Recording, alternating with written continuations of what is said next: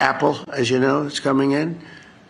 And I had a little problem with Tim Cook yesterday. I said to him, Tim, you're my friend. I treated you very good. You're coming in with $500 billion, but now I hear you're building all over India. I don't want you building in India. You can build in India if you want to take care of India, because India is one of the highest tariff nations in the world. It's very hard to sell into India. And they've offered us a deal where basically they're willing to literally charge us no tariff. So we go from the highest tariff, you couldn't do business in India. We're not even a top 30 in India because the tariff is so high, to a point where they have actually told us, I assume you too, Scott, you were working on that also, that there will be no tariff, right? Would you say that's a difference? They're the highest, and now they're saying no tariff. But I said to Tim, look, we've treated you really good. We put up with all the plants that you built in China for years. Now you got to build us. We're not interested in you building in India. India can take care of themselves. They're doing very well.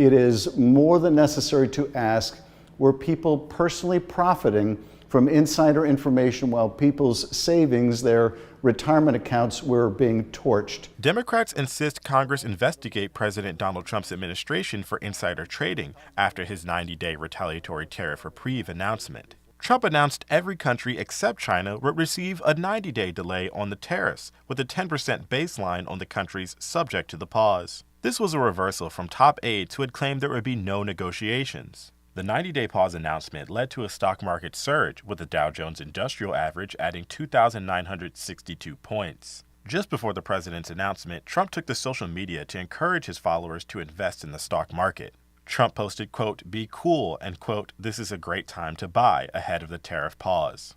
Democrats are claiming Trump was allegedly engaging in insider trading with the Post. Senators Adam Schiff and Ruben Gallego sent a letter requesting an investigation to Susie Wiles, Trump's chief of staff, and Jamieson Greer, the U.S. Trade Representative. Multiple Democrats warned those who may have allegedly profited from the pause to be ready with answers. With Trump's position changing every single hour, gives ample opportunity for any individual who has early access to information about the White House's change in position to make boatloads of money.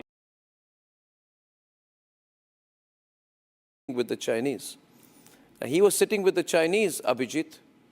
He was sitting with the Chinese when we were at war with Pakistan. The Chinese want a backhand in all of this. The Chinese could nudge Pakistan, have a lever over Pakistan.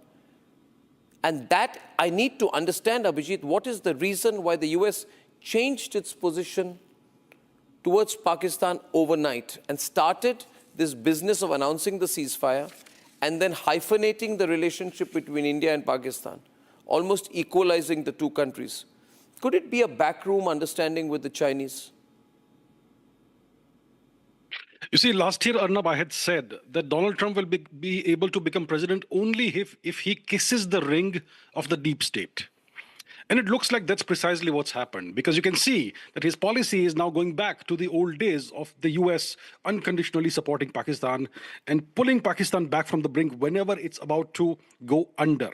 So Trump seems to have some kind of understanding with China. I mean, he had unleashed 145% tariffs on China, but all this time it looks like there was some kind of backroom negotiations that were going on with the Chinese, and they seem to have reached some kind of understanding, which also seems to have included Pakistan. So he seems to have some sort of understanding with Xi Jinping about Pakistan, about India, and it's clear that he's unhappy that India is negotiating hard in the trade talks, and for Donald Trump, everything revolves around trade. He's also unhappy that India may possibly have destroyed F-16s in the air, maybe on the ground. Maybe possibly US technicians who are always babysitting the F-16s may have been involved in the Indian missile strikes. He's unhappy that India nearly destroyed Pakistan. And that's why he seems to have completely made a 180-degree turn against India. He seems to be very unhappy with India. He's telling Apple's CEO Tim Cook to not invest in India and so on. Now, that's the kind of thing that Trump does. You know, he has been a miserable failure thus far in his presidency. He has failed at resolving the Ukraine conflict. He has failed at having any breakthrough with Iran on the nuclear issue. He has failed at Gaza. His economic policies have been a complete failure. He has thrown the global economy into chaos. Yeah. And now he's dealing with Al-Qaeda veterans, terrorists, Al-Jolani, and so on. No, but this is U-turn that's happened here is indicative for me, Kishore, that something happened in the last 10 days. This U-turn cannot happen because Donald Trump is looking 20 years into the future and seeing India as an economic threat. No, I don't think Donald Trump, who has anyway got an attention deficit problem, can look 5 years or 1 year or 2 years into the future. Something's gone on in the back room. And China is in a position to influence Trump, Kishore.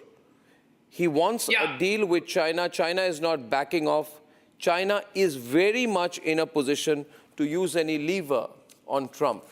And Trump, instead of using trade for diplomacy, as he claims, is actually trading diplomacy for trade.